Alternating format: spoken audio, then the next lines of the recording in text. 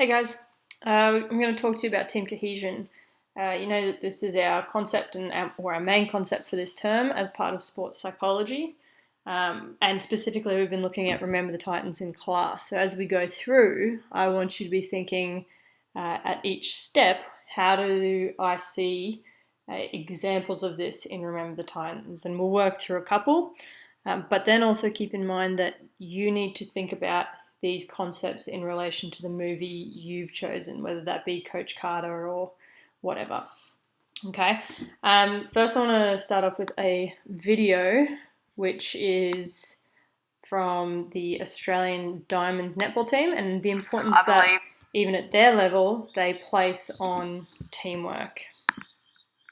That when you think you're at the top of your game, you start to get beaten. It's about having the tough conversations and the genuine conversations around how can we be a better side and what are we doing well and what can we be doing better. So we're always, I suppose, our toughest critics and really wanting to find those extra 1% that can make us the best netball team in the world and keep us in that position.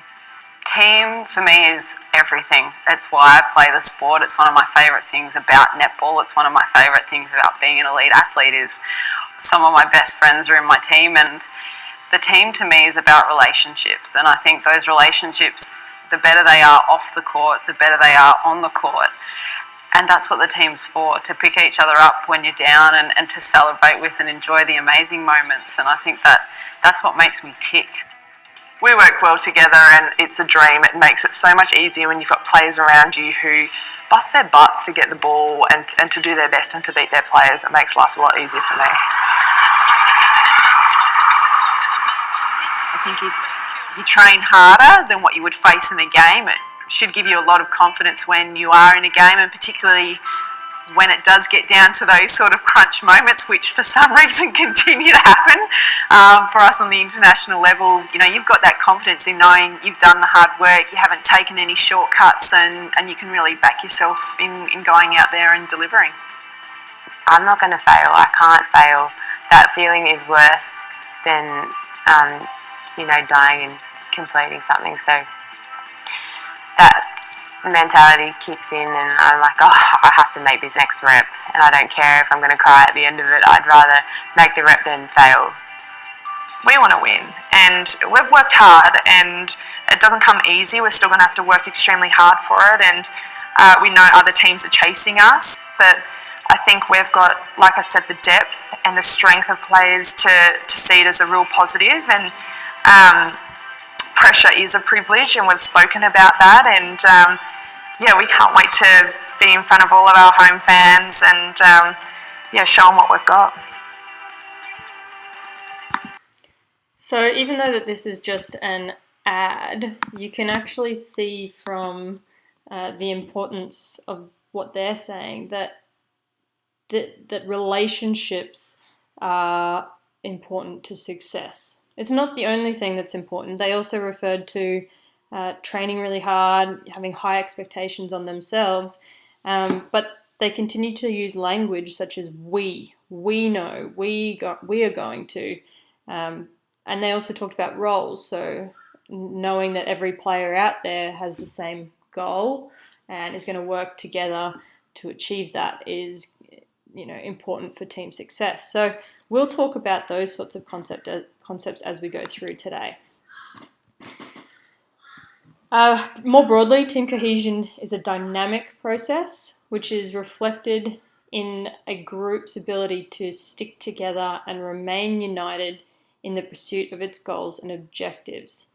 When we look at this, we can see quite easily how it could be applied to Remember the Titans. So just pause here for a minute and see if you can think of an example of how it applies. Okay, so an example might be that racism factor that comes into play a lot in Remember the Titans, the merging of the two schools. It reflects, how are they going to get through this? And then once they come back to the high school after camp, how are they going to remain united in pursuit of those goals? So if they can overcome that and stick together through those obstacles, they're more likely to be considered a cohesive team. Here's some of the key terms and concepts that we're going to cover this term. So we'll briefly look at cohesion in terms of task and social, and then we'll look at other concepts such as leadership, team building, how the group sort of is structured. And we're going to use the Tuckman's theory of development to unpack those further into the Remember the Titans context. So we've started to do that in class, the forming, storming, norming, and performing. So what makes a good team? I want you now to think of your best team experience you've ever had, the most proud you've ever felt being part of a team, and what it felt like. So it doesn't necessarily have to be a sports team. It could be your work. You could even consider your class as a team, but there's a lot of different elements where we could consider a group of people a team. So try writing down a couple of key terms now and hold them in mind. A good team has the following. So I want you to think if any of these have come up as you wrote down your example. A common identity. So if we shared a goal or we shared objectives, we might have a common identity in that. It might be that you're from Everton Park State High School. That's your common identity if we look at your sports team at school as the team that you're looking at.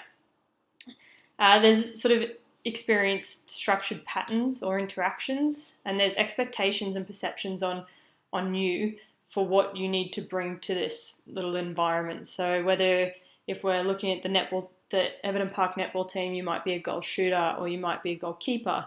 The expectations on the court are going to be the same, but your role on the court might be a little bit different. So we can consider you to be part of a group, but ultimately you have to make sacrifices for the good of the team and play unselfishly to achieve your common objectives. Let's see if I can use my arrow for you. You probably can already see my arrow. Maybe my pen. So when we analyse team dynamics, there are three things that we need for or three structural characteristics that we must develop. The first is group roles, the second is group norms, and the third is social support.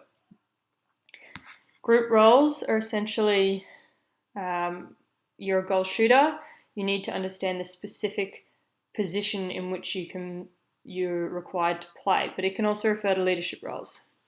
So we'll go into that in more detail. Group norms is essentially the rules that govern the way that you act within that team, which may be different from a working environment to a social sports team. And then social support. So it's where do all those people come from? What makes them up? How are they going to interact with the overall team? So unpacking group roles. Having that clear and well-established roles and responsibilities within a team can help us be more cohesive together. And here you can see a number of different types of teams. So they can look different as well. Here in the top right-hand corner here, we've got our Australian Olympic team. So that's a team that's involved a number of individual athletes with their individual coaches, and then there's new management as well, and maybe not normally their managers. And then you've got, say, the Volleyroos in the top left corner, who are specifically Australian, and they'd be made up of their coaching and assisting staff who work with them day in and day out. This bottom left-hand corner, it is the Sunshine Coast netball team.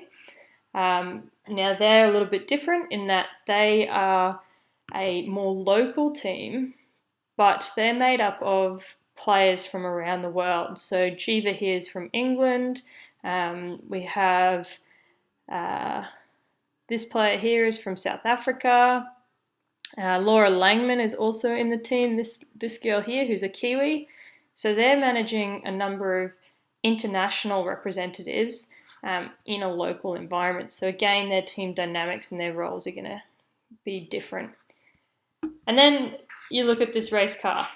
Okay, we've got Mark Webber, driving for a Red Bull, but he's only one individual. He's the driver. However, he would not be successful without the team of people around him. So we need to consider the importance of the whole team and not just some of the individuals involved.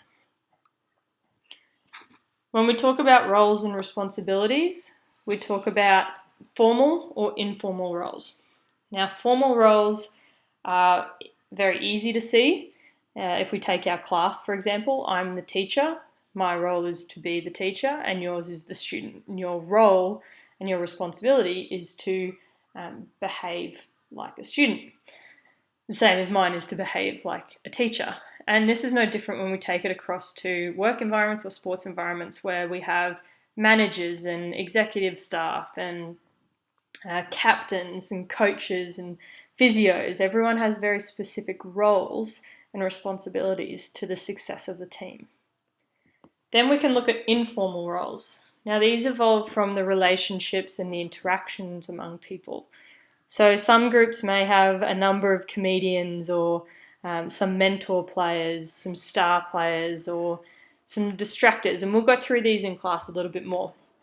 But when we did that paper plane activity, or that paper activity where you had to sort of trap as many pieces of paper as you could, we looked at who were the leaders in terms of organisation.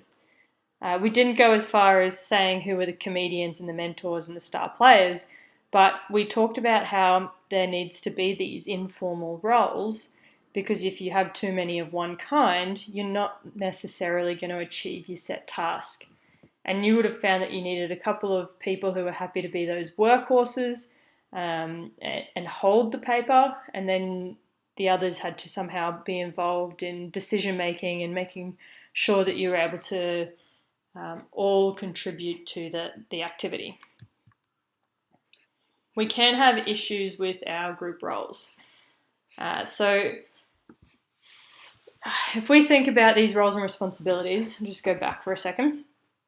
What formal roles could you see in Remember the Titans? Have a think of the different characters and think about their formal roles within the team.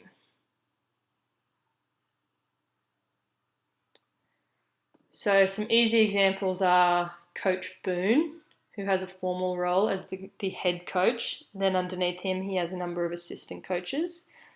And then you might also look at the team captain. So Bertier, who is the captain of the team. So there's some examples. In formal roles, you might look at your star players. So Bertier was a bit of a star player, but maybe Julius was really important. Then you had sort of your comedian in, well, not Rev, but maybe Sunshine was a bit of a comedian, or some of those other players. So we can start to dissect these into more informal roles. Where we have issues with group roles and things become ambiguous, so not very clear, we need to ensure that we're working through them. If we can't work through and make sure these roles are clear, we can have some social loafing, or we can have unclear expectations on those in our team. So social loafing, for example, refers to someone who might take a back seat. So if you're working on a group assignment and there's that one person who thinks, oh, I don't need to do this, that's your social loafer. They're happy to just go along with the flow, not upset anyone, and do as little as possible. So we want to make sure that everyone's role is really clear so that we can succeed. The same as roles on, say, the court. If your goal shooter is constantly coming out and playing up near the attacking line, then there's never going to be a shooter in the circle for us to play to. So it's important for them to know their role on the court as well. Role acceptance. There's a good example of that in Remember the Titans between Julius and Bertier. So looking at them butting heads about identifying and accepting their role within the team. And also that's secondary player Bertier's friend, who doesn't want to accept those others on the team. So looking at role acceptance issues there too. And then role conflict. So again, that's kind of looking at role acceptance, but can be caused by inconsistencies. So if the expectations aren't equal for everyone, it can upset that balance. So getting a good balance of these group roles is important in establishing effective team cohesion. We then have group norms, so it's a little bit different to our group roles. It's more about the behaviours that are set by people. So in Everton Park, we have set behaviours that we expect of all students in the way that you act. We also have those for teachers as well. We'll have them in sports teams. And it might be different depending on the environment that you're in, whether you're in a work environment or a social environment. These norms, though, are things like showing up wearing a shirt and tie, which is an example from Remember the Titans. They expect everyone to wear a shirt and tie on game day. And it helps bond the team together because they're all required to be the same in those aspects. It can help increase discipline as well, and penalties may apply if the norms aren't followed. So, for example, not having clean boots on game day, or if your mobile phone goes off in the changing room during warm-up, these might have penalties for individual members or even full group penalties. So one of the ones in Remember the Titans might be when they say they're going to run 3-a-day practices until they start to get along, until they overcome those, or until they meet those expectations. I know that the All Blacks have a tradition of they're responsible for sweeping out the locker room at the end of training and games. And that's an expectation that's put on them, that they're not above anyone and that they need to take respect and pride in their environment in which they are lucky enough to be in. So issues with norms, they can be set, once norms are set, they can be difficult to change. So if there's negative or bad norms in place, they can be really detrimental to how well a team functions. So in Remember the Titans, a lot of these norms come out when they return back to school and they have to face more issues with society and the way that they expect, or the societal norms that are in place. So changing norms can be hard and difficult, as we saw when they went up to camp. They did eventually get there and was beneficial for the team. There's a link here that you can go to and watch how a psychologist goes about creating trust and support within a team and in the locker room if you'd like to look at it further. Social supports, it's the last one we're going to look at in this little video. But I want you to just pause and read this article.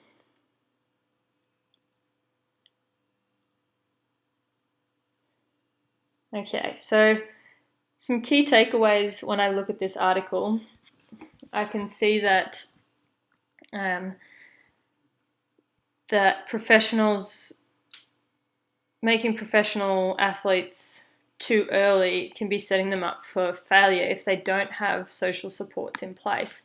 And the social supports they're talking about can be each other or family. But if we introduce it at too young an age, the pressure can be too much for some. And without social supports, that's how we lose a lot of our athletes. And that can be the same for students and school. If we don't have social supports in place as students, we're less likely to engage in our learning at school. So things like making sure our parents are supportive of us and our friends are supportive of us here learning, and your teachers are supportive of you learning, they're all important for your success and the team's success. So some examples include receiving praise or providing praise and information, reducing uncertainty during times of stress. So when PD gets sent off, one of the coaches goes over to him and asks him to come be on the defensive team. So showing a little bit of reassurance and relieving that stress is an example of social support, as it aids him in his mental recovery. It also helps improve communication.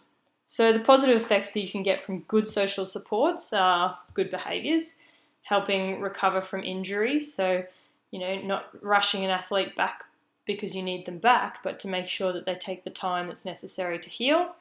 It prevents stress and burnout, and it increases performance.